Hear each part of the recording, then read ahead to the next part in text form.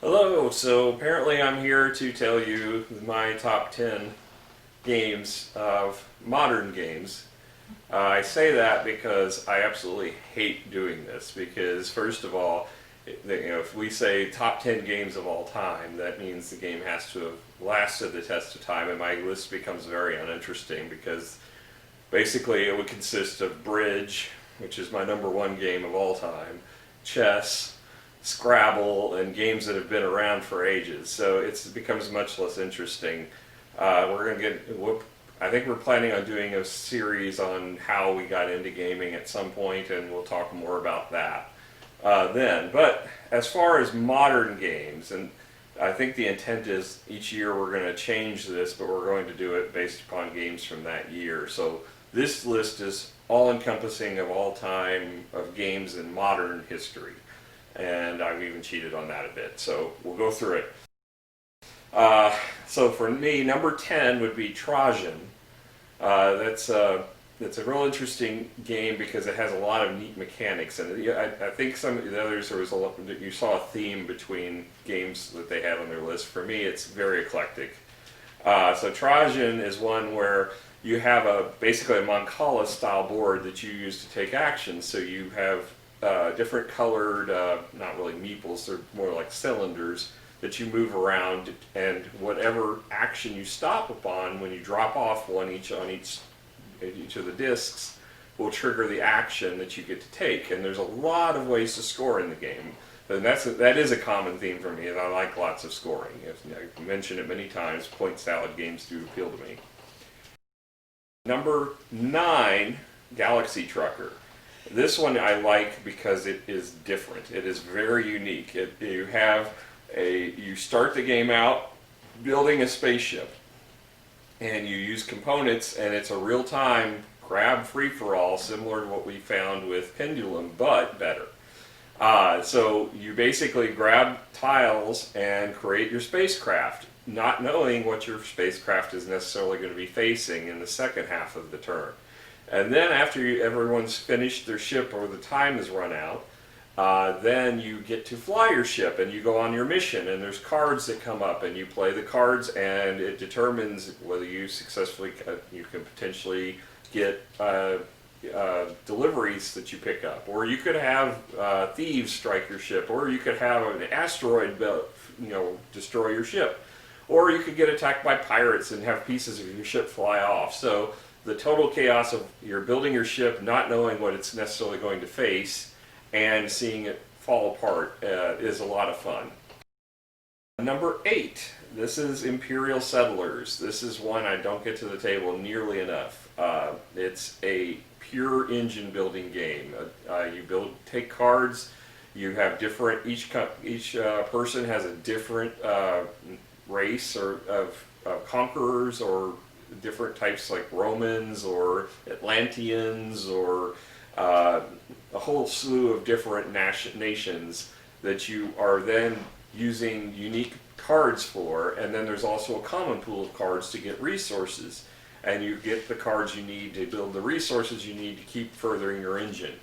And the game is very easy to learn, but it's very strategic.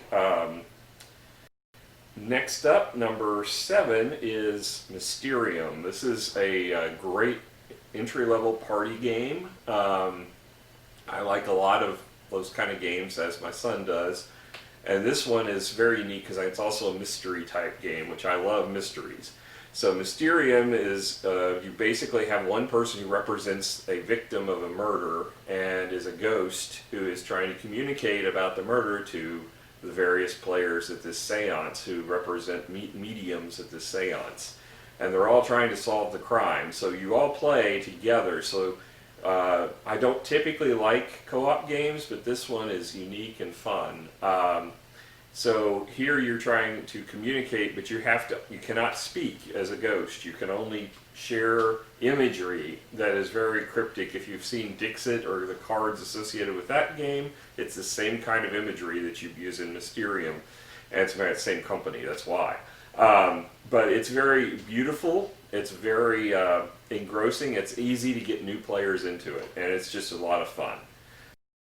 Number 6, this is New Frontiers. It would be Puerto Rico, but there were some issues with the mechanics in Puerto Rico that made it unbalanced, in my opinion. There's some player order issues, and just that there's not enough incentive for you to produce in Puerto Rico. New Frontiers was basically a retheme of Puerto Rico that is set in space and fixes all of those issues that were with the original game. And because of that, it basically replaced Puerto Rico in my top 10. Number 5, this is one of the big ones for me that got me into the whole modern gaming. This is the very first deck builder that I got, probably a lot of people got, Dominion. Specifically for me, it's the Intrigue set of Dominion that is by far the best. But Dominion is one that I still love to get to the table today. It's lacking in a lot in theme. It's not real exciting theme, but just the sheer number of possible scenarios based upon which 10 decks you get out. It's just incredible variance that you can get from game to game. And, you know, there's nothing better than playing that game and swindling, or you're playing the swindler and swapping people's cards out. It's just an amazing feeling to play that game. And it plays differently every time. So it's one that's, I don't think will ever leave my top 10. Number 4, this one actually usurped the position of Dominion. It went up a position above it. It's a Wonderful World. I know it was on Miranda's list as well. I think it's deserving of it. Again, it's another light game that's easy to get to the table. But we've talked about it before, but basically it, to me, is superior to every other drafting game out there.